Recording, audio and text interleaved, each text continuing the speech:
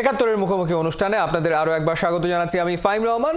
Champions trophy আর কদিন বাদে এবং আমরা বিপিএল প্রসঙ্গে একটু আলোচনা করছি। যে টুর্নামেন্টটা মাত্র শেষ হয়েছে, চ্যাম্পিয়ন্স ট্রফিতে বাংলাদেশ, ইন্ডিয়া, পাকিস্তান, নিউজিল্যান্ডের মুখোমুখি হবে, সেই আলোচনাতে আমরা রয়েছি। আমাদের দুজন অতিথির সাথে আরো একবার আপনাদের পরিচয় করিয়ে দিতে চাই। আমাদের সাথে রয়েছেন চিটাগং কিংসের কর্ণধার এবং ক্রীড়া সংগঠক সামির কাদের চৌধুরী, এবং আমাদের সাথে রয়েছে স্বনামধন্য ক্রিকেট কোচ মাহবুব আলী জ্যাকি। তাসকিন আহমেদকে যিনি ফিরিয়ে এনেছিলেন, তো সেটা আরো একবার উল্লেখ করলাম। সামির কাদের চৌধুরী, বিপিএল প্রসঙ্গে আরেকবার আসি। অনেক পজিটিভ দিক আছে, সেগুলো নিয়ে তুলনামূলক কম আলোচনা হয়। আবার নেগেটিভ দিক অনেক রয়েছে, সেটাও একটা বাস্তবতা। প্লেয়ার্স পেমেন্ট একটা ইস্যু ছিল। এবার আসলে ফ্র্যাঞ্চাইজিগুলো প্লেয়ার্স পেমেন্টের ক্ষেত্রে আসলে কি ধরনের চ্যালেঞ্জ ফেস করেছে, নাম্বার ওয়ান। এবং দ্বিতীয়ত, ফিক্সিং এর যে গুঞ্জন থাকে একটা টুর্নামেন্ট চলাকালে, যদি ফিক্সিং এর গুঞ্জন থাকে, যদি হোয়াইট বল নিয়ে সন্দেহ জাগে, নো বল নিয়ে সন্দেহ জাগে, এত সন্দেহ নিয়ে আসলে একটা টুর্নামেন্টকে দর্শকরা উপভোগ করবে কেমন করে? সন্দেহ আপনার মনেও তৈরি হয়েছে, সেটা তো আমরা মিডিয়াতেও দেখেছি যে আপনি নিজেও সন্দেহ প্রকাশ করেছেন। না, আমি সন্দেহ একটা অ্যালিগেশনের ক্ষেত্রে প্রকাশ করেছি। আমার এখন খেলা দেখলে তো এখন অনেক কিছু যে যার বুঝ হিসাবে অনেক কিছু ভালো লাগে, অনেক কিছু খারাপ লাগেই। আর ওই ক্ষেত্রে আমাদের এখানে অ্যাকচুয়ালি যে অ্যালিগেশনসগুলো এসেছে, এগুলো আমার কাছে একদম মানে অবাস্তব ইয়ে লেগেছে। আর আমি একটা দুঃখ প্রকাশ করে বলতে চাই, এখানে ধরেন জার্নালিজমে, এই জার্নালিস্ট কাজ হলো তো আপনার সবকিছু জেনে নেওয়া। আমাদের দেশে আপনি খেয়াল করবেন না জেনে বা কিছু কিছু ক্ষেত্রে আই এম ভেরি গ্রেটফুল, অনেক জার্নালিস্টরা আছে যে আমার সাথে চেক করতো, বাস্তবটা জেনে নিত, বুঝে নিত, তারপরে তারা তাদের রিপোর্ট অ্যাকর্ডিংলি ওনাদের ইচ্ছা মতো ওনারা করবে।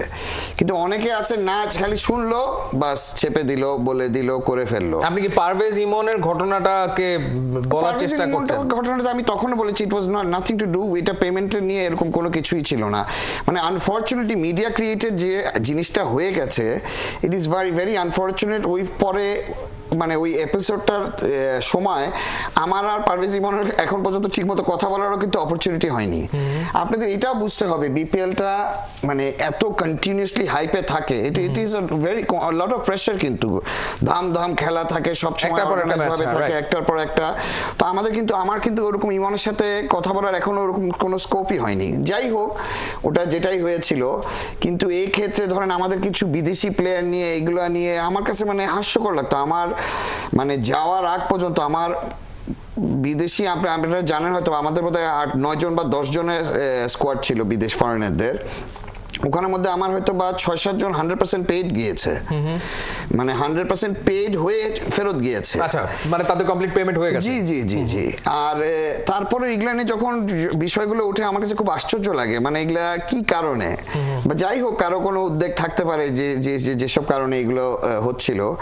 বাট আরেকটা কথা কি, যে why give negativity the chance? আপনি খেলাটা দেখেন, বিপিএল এর খেলা in my opinion মানে by far মানে খুবই ভালো খেলা হয়েছে। উইকেটের কোয়ালিটি খুব ভালো ছিল, প্রচুর রান হয়েছে। লোকাল ক্রিকেটাররা, ক্রিকেট বোর্ড, দ্য কিউরেটরস, যে তারা এত সুন্দর উইকেট করেছে, খেলা সুপারব হয়েছে। একটা ফাইনালে দেখেন, মানে একটা ফাইনালে 194 স্কোর করা মানে হলো উইনিং স্কোর যে কোনো ক্ষেত্রে। এটার পরেও বরিশাল ওটাকে চেস করেছে, মানে কম্পারেটিভ খেলা হয়েছে। আর আপনি এরকম উইকেট দিলে তো all through out the year এমনি দেখবেন আরো 15-20টা প্লেয়ার এমনি বের হয়ে আসবে। কারণ এতদিন আমাদের দেশে যেভাবে যেসব উইকেটে খেলা চলে, ওগুলাতে মানে প্লেয়ার বের হয়ে আসা, I think it is very difficult. Player short খেলবে কোত্থেকে? ও যে বইয়ে হোক, তার কোচের কাছে হোক, দেখে হোক, টিভিতে যেভাবে হোক, শর্টগুলো যে শিখছে, ওই শর্টগুলো কোথায় প্র্যাকটিস করবে সে? বিকজ ওই ফ্যাসিলিটিটাই নাই, ওই উইকেটটাই নাই। ম্যাচের মধ্যে গিয়ে তো ওর অন্য মানে উইকেটে এমনও হয় ঝাড়ু মারতে হয়। তো ওই ক্ষেত্রে মানে বিপিএলে এবার যে উইকেটগুলো এসেছে খেলার ক্ষেত্রে was marvelous. আমি মনে করি এটা খেলার জন্য it was very positive. Right. So অনেক পজিটিভিটি আসলে ছিল। এবং একই সাথে যে ঘটনাগুলো ঘটেছে, সেই ঘটনাগুলোর কিছু না কিছু ঘটেছে বলেই রটেছে, হয়তো বেশি, কিন্তু ঘটনা তো ঘটেছে। মাহবুব আলী জ্যাকি, আমরা আবারও বাংলাদেশ স্কোয়াড প্রসঙ্গে আসি। চ্যাম্পিয়ন্স ট্রফি নিয়ে কোচ ফিল সিমন্স তিনি বলেছেন যে বাংলাদেশের চ্যাম্পিয়ন হওয়ার সম্ভাবনা আছে। নাজমুল শান্ত বলেছেন চ্যাম্পিয়ন হওয়ার জন্য যাচ্ছি।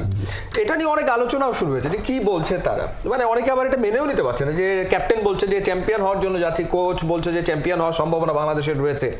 আসলে কি মানে আপনি কি মনে করছেন? We definitely cross the finger না, যেহেতু আমরা যাচ্ছি আমাদের একটা হোপ নিয়ে যেতেই হবে, বিকজ অফ একটা টিম স্পিডের ব্যাপার আছে, রাইট?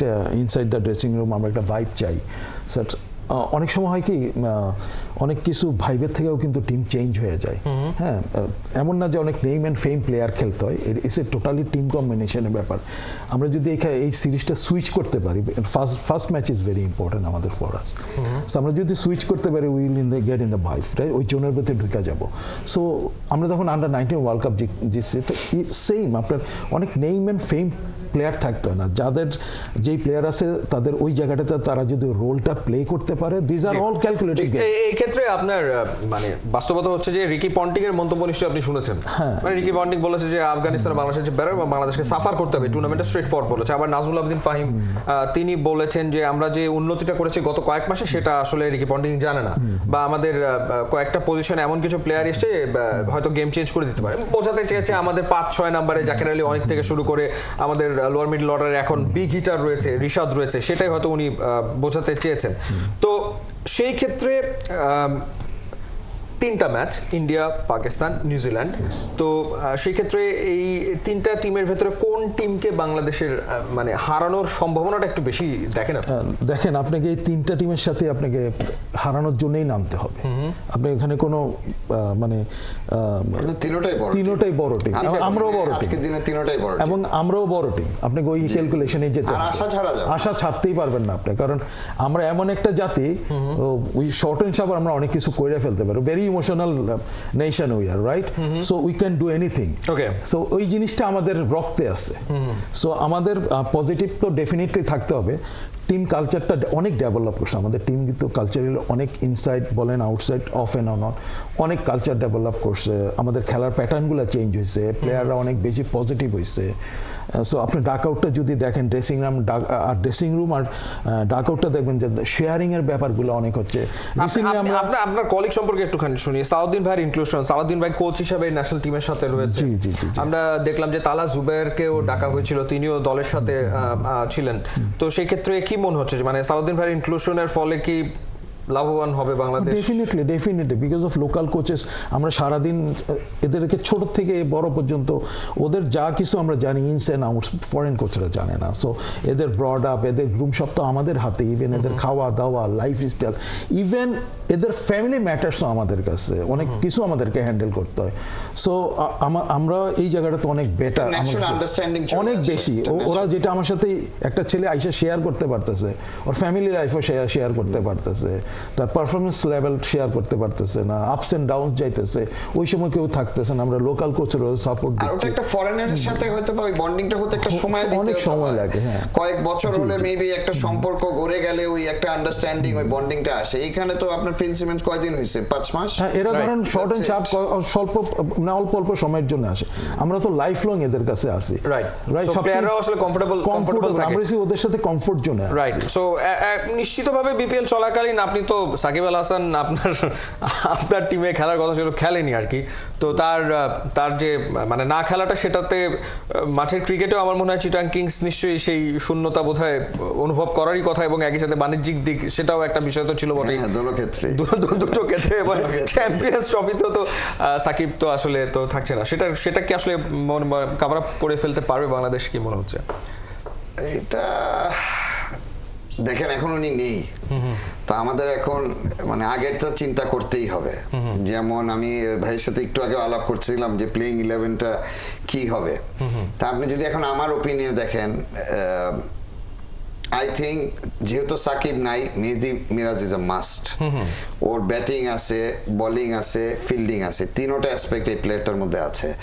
এখন ওকে কিভাবে প্লেইং 11-এ ঢুকাবে, এটা কিন্তু একটা মুশকিল ব্যাপার, যেহেতু সাকিব নেই।